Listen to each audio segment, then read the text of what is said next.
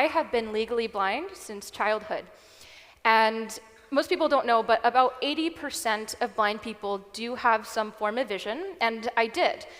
I had enough vision that I didn't use a white cane, and you could use the term passing. You might not even realize that I had a disability. For me, in the space in Kenya, what I see a lot as being an issue and how it can be remedied is awareness, not just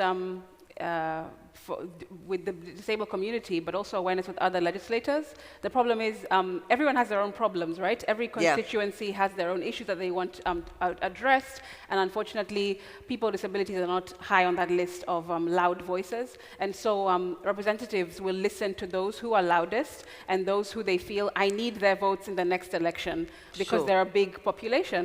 And because by virtue of us having disabilities, we're often left at home, we're often not given chances to be in public participation forums, we're not given opportunities to even have materials in accessible formats, then we can't contribute, we can't have our voices heard. And so legislators don't even understand what we need, where to find solutions or voices that have solutions to what we need. And they're not really aware. It's funny, in Senate, as I'm the only person in Senate, right? There's two houses. The upper house, which is where I am, I'm the only visually impaired person. And a lot of the time, everyone's just amazed that I can actually speak English in a sentence. And they're always just like, wow, she speaks so well. But I'm like, well, what about what I'm saying? Can you hear what I'm saying, though? Because... Love it. Love it. Yeah. So I think it can be remedied by one, not just the disabled legislators or people in the disabled space speaking up, but also the non-disabled, which is many of you in this room, to be like, hey, these are our comrades, we can't leave them behind. Even if we're talking about water, what about water for people, for homes with people with disabilities? Talking about education, what about education for learners with disabilities? Talking about healthcare, talking about anything in the economics, GDP, employment, employment? Yeah. Yeah. It needs to come from a perspective of PWDs as well, so that we can have disability-responsive legislation. Emeline, a point from you on intersectionality, how you see it there in Texas? Absolutely. Disability tends to affect many people with varying identities, and a lot of times the impact can be exponential. Thinking about myself as a disabled woman, women tend to struggle with imposter syndrome and wanting to back into a corner and fade into the background. Same thing happens with disability, and the effect can be quite strong. And even worse, when we talk about areas of crisis, emergency management, when we're talking about disability, is incredibly important. When we had hurricanes in Texas a couple of years ago, there was very little preparedness for evacuating people with disabilities, people who cannot board a standard vehicle, people who have life-saving equipment that needs electricity, all of these things. This needs to be part of the conversation because disability affects a quarter of the world's population. And we need to start acting and behaving in ways that reflects that. So anytime we have, like Crystal said, healthcare, education, all of these things, we need to be bringing disability best practices into the fold, because right now we are forgetting about such a large and important part of our population. Crystal, you'll be aware of systemic discrimination against people with disabilities in the political process.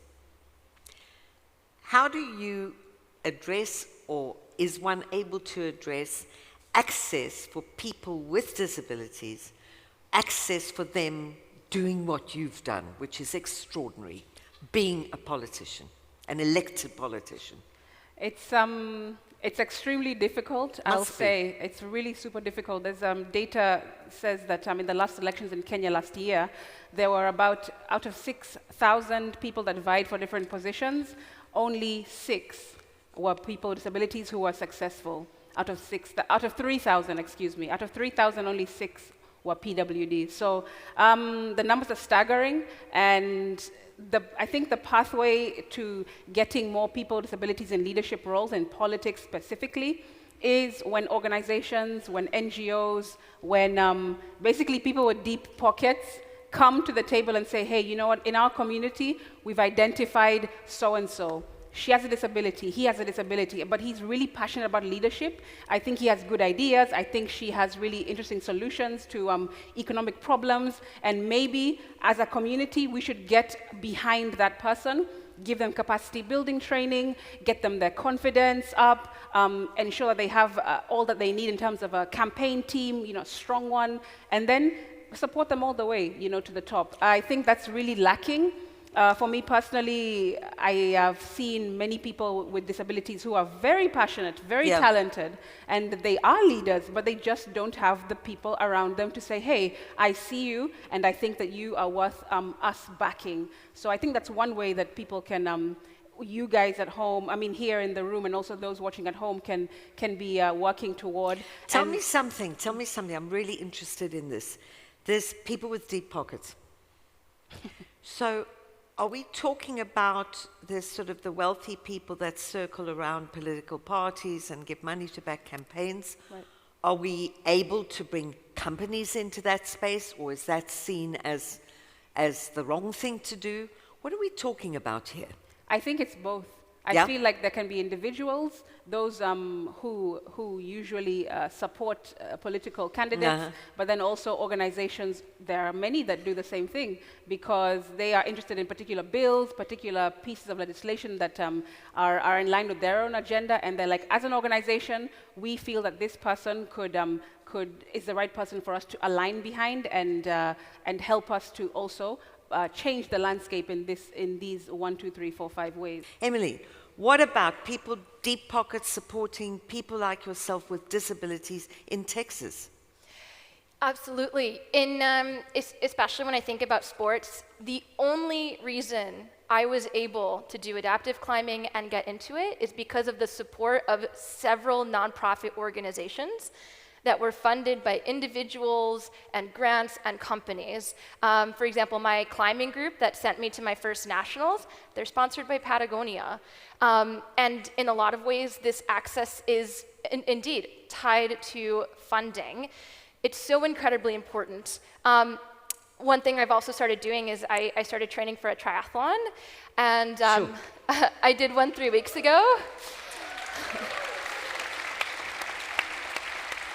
My first one, and again, what you need to do a triathlon is a bicycle. So blind people, we use a tandem bicycle. Tandem cycles cost thousands of dollars. It is so expensive. It's not an easy sport to get into. And why was I able to do it and just say, I'll give triathlon a try? It's because Achilles, which is, again, sponsored by a number of corporations and donors, they had the funding, they have a whole fleet of tandem bikes, they have a whole fleet of support, and that's the only reason that I was able to do what I did. And again, we all need to come together to provide that support because no disabled person and no person, period, does anything alone. Can I just Crystal, add? Please. Yeah. That's a really good point, and I just wanted to add for people to understand that when we're saying funding doesn't always necessarily mean like money. That's good. Give it to us. Always good. But funding can also mean you. You are a fund. You as a person, the influence you have, the space here that you're in, Resource. the voice that you have. Correct. And you are also a fund, even if it's just to spread the word. Like I've met somebody who I really think would be good in our local politics, in the community. Let's get them on the board of this. Let's get them on a committee membership. Things like this. That's also leadership. It doesn't have to be at the top presidential, but it can also be in your local church, in the community center, things like this. I think it's really important for people to understand that there's many ways to fund a person, not only monetary. So here we have over 1,800 brilliant young leaders like yourselves who can really help. So Emeline, to you first. A couple of things where you would say to them, this is the action you should take in your communities or online or whatever, but you have a shot, and then Crystal, going to come to you. I have 4 action items for everybody here. The first, in general, whatever initiative you're working on, ask yourself, is the website I'm creating accessible? Is the event space I am booking accessible? Am I sending out information to anybody who might have a disability to attend? Do I have a box that says, if you need an accommodation, please let me know? in this area. That's number one. Always ask about how you can integrate disability into what you're doing. Number two, take the inclusion toolkit that we created with Rexona, go to your neighborhood gym and show it to them and push them to implement those best practices. 81% of disabled people do not feel welcome in fitness spaces. I am the exception, and there is no reason that I should be an exception. We all have the power to do that. That's number two. Thank you.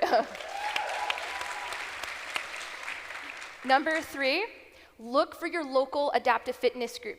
I can climb and run and cycle and swim because of an army of volunteers in New York City who come out week after week after week and do all of those things with me. Find your local group, join it, or create it. And finally, number four, share the stories of disabled athletes. There are too many stories where we're shocked. You shouldn't be shocked that a blind person can climb. That should be normal.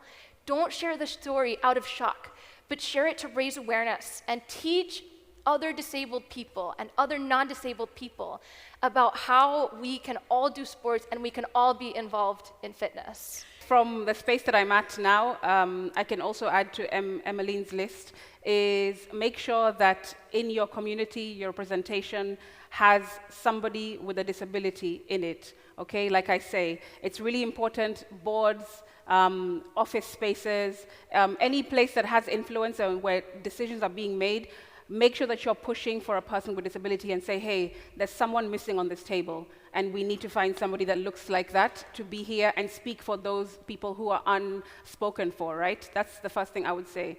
All the way from the top all the way up to the bottom. Top to bottom, bottom to top? I can't see, so I don't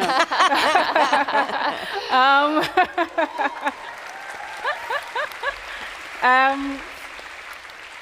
And also, I think that Helen Keller said it really well, which is her quote, and I'm paraphrasing, which is, she said, the best way to thank God for your sight is to help somebody else who is in the dark. So even you as an individual, there is a way that you can absolutely help somebody with disability, and to do it with dignity. Don't do it because you feel, oh, I want to be a hero today. Do it because you feel that somebody is in front of me and needs support. I will ask them what kind of support that they need, and I will listen to what they say when they tell me what kind of support that they need. That's also a personal way that you can do that. And then, of course, like I said in my panel yesterday on the side stage, make sure that you're talking to your local newspaper, local TV stations, hospitals, clinics, kindergartens, to say, hey, can we get sign language interpretation here? Is it possible to find out how accessible a material is in this organization, this institution, for everyone to be able to access? Are we talking as well, we're talking as well about public transport, making sure that your public transport providers or companies are also aware of inclusive transport and mobility. That's an area that I'm really passionate about as well. And just, hey, make sure that you're asking yourself, as always, yes. If you see, okay, you'll remember it from the other day. I said the other day. Yes, you did. I did it. I said, if all you see is what you see, then you don't see all there is to be seen. Yes. Big round of applause for these brilliant women.